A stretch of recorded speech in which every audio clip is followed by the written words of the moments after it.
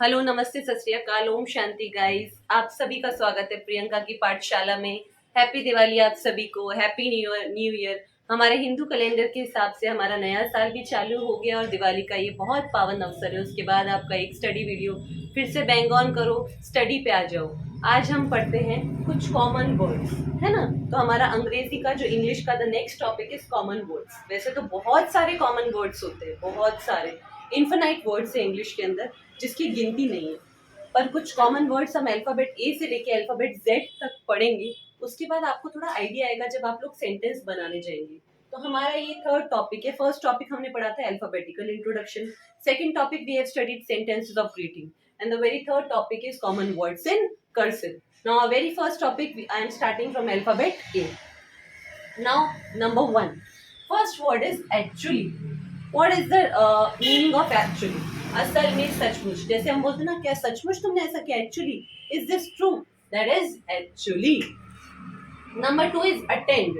Attend मतलब किसी भी जगह जाना, सम्मिलित होना, किसी भी फंक्शन, किसी भी कार्यक्रम का हिस्सा बनना, कहीं भी जगह उपस्थित होना, उसको कहते हैं उपस्थित, सम्मिलित होना। Number 3 is about. अबाउट का मतलब है के बारे में। when we are talking about someone, if we are talking about someone, that is known as about. It doesn't matter that if you are talking about a subject, a topic or a person, you can take anything. अगर आप किसी इंसान के बारे में भी बात कर रहे हैं, किसी माजरा, कोई मुद्दे के बारे में बात कर रहे हैं, that is also known as about, के बारे में। next is after. after means बाद में। you know the meaning of after is very easy, बाद में, किसी के बाद। We are going after them, हम उनके बाद जा रहे हैं। Next is above. Above means ऊपर, किसी भी चीज के लिए हम इस्तेमाल करते हैं अबव, कि that thing is kept above, वो चीज ऊपर पड़ी है। एम का इस्तेमाल हमेशा खुद के लिए होता है, क्योंकि आई के साथ हमेशा एम लगता है। I am a girl, I am a boy, मैं एक लड़की हूँ, तो खुद के लिए इस्तेमाल होने वाला है ये शब्द am. Next is number 8, according. According मतलब अनुसार। जैसे कहीं भी आप स्कूल या किसी भी ऑर्गेनाइजेशन या ऑफिस में if you are going, there they are using according to the rules and regulations of an organization. किसी भी स्कूल, किसी भी ऑर्गेनाइजेशन के अकॉर्डिंग। तो नंबर 1 क्या है? एक्चुअली, यानी असल में, सचमुच। नंबर 2 अटेंड, उपस्थित यानी सम्मिलित होना। नंबर 3 अबाउट, के बारे में। नंबर 4 अटैक, हमला। नंबर 5 आफ्टर, बाद में। नंबर 6 अबव, ऊपर। नंबर 7 एम, खुद के लिए आए। नंबर 8 अकॉर्डिंग, अनुसार। अब आप, I am giving you some time, आप ये कॉपी कर सकते हैं।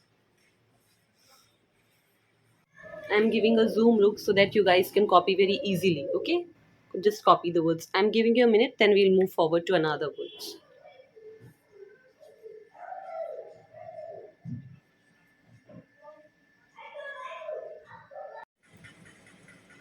ठीक है, अब हम आगे बढ़ते हैं कुछ और शब्दों की तरफ। नंबर 9 है एंग्री। एंग्री हम यूज करते हैं गुस्सा होने के लिए।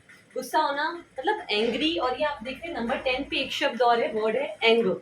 इन दोनों के बीच में डिफरेंस क्या होता है? एंग्री का मतलब होता है जब कोई पर्सन हमसे गुस्सा हो जाता है तो कहते हैं कि that person is being angry. हम उससे पूछते हैं, आर यू एंग्री? क्या आप हमसे गुस्सा हैं? तो एक पर्सन के लिए एंग्री का यूज होता है, उसका मतलब है गुस्सा होना।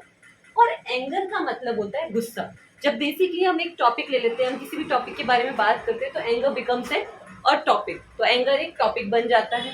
तो एंगर का मतलब होता है गुस्सा। Number 11 agree. अग्री का मतलब होता है सहमति देना।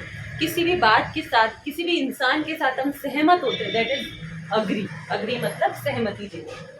Next number 12 is after you.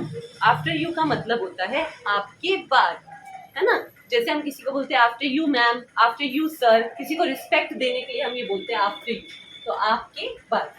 Number 13 is allow, है ना। किसी से भी हम किसी भी तरह की अनुमति लेना होता है या अनुमति देना होता है, that is known as allow.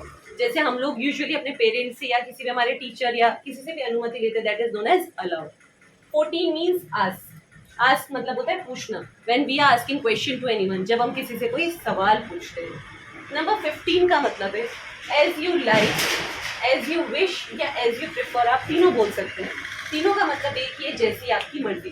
Suppose आप किसी रेस्टोरेंट में या कहीं गए, तो वहाँ आप किसी के साथ गए, आपने बर्थडे पार्टी अपने फ्रेंड्स को थ्रो किए, तो आप पूछोगे ना, आप जो चाहो आपकी मर्जी से आप लोग ऑर्डर कर सकते हैं। तो as you like, as you wish और एज यू प्रेफर, जैसी आपकी। Now again I am giving you some time to copy these words, then we'll move forward. Okay.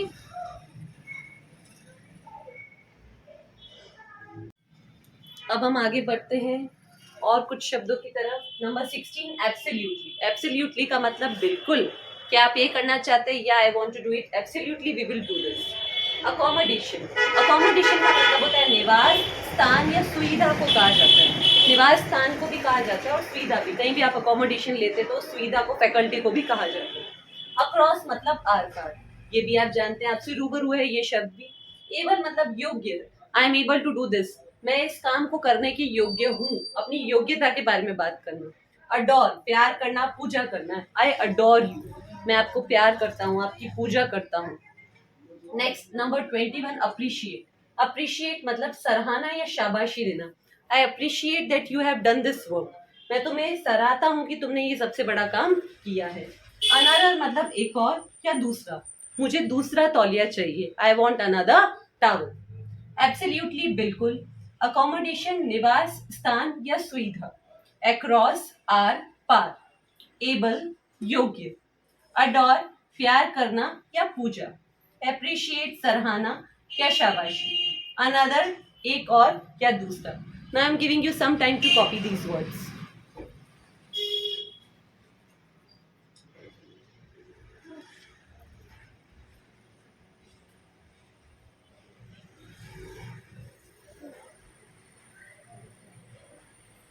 हम आज के सुविचार की बात करेंगे. अब हम आज से सुविचार भी मैं आपको एक बताऊंगी जिससे आप मोटिवेट होंगे, आपको थोड़ा प्रोत्साहन मिलेगा. तो आज का हमारा सुविचार है, every single task is easy. You just have to get the sound from inside. Friends, every single task is easy. Just get the sound from inside. हर काम आसान है, केवल अंदर से आवाज आनी चाहिए.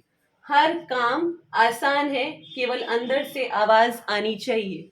अगर आप चाहो तो कोई भी काम मुश्किल नहीं है, क्योंकि जहाँ चाह है वहीं राह है. आप चाहे तो आप कुछ भी कर सकते हैं. हर सफर में या तो पहले बहुत दिक्कतें आती है या तो बाद में आती है, लेकिन हमें उस सफर को छोड़ना चाहिए नहीं चाहिए. यही तो जिंदगी है, इसी को कहते हैं जिंदगी. कहते हैं ना, चलती का नाम जिंदगी. ठोकरें भी आएंगी, उठेंगे भी, लेकिन हमें बस चलते ही रहना है. बस मेरे साथ यूं ही बनी रहिए. आज का शब्दों का खेल मुझे लगता है आपको बहुत अच्छा लगा हो. आप उसको रिवाइज करिएगा, उसको नोट करिएगा, उसको पढ़िएगा.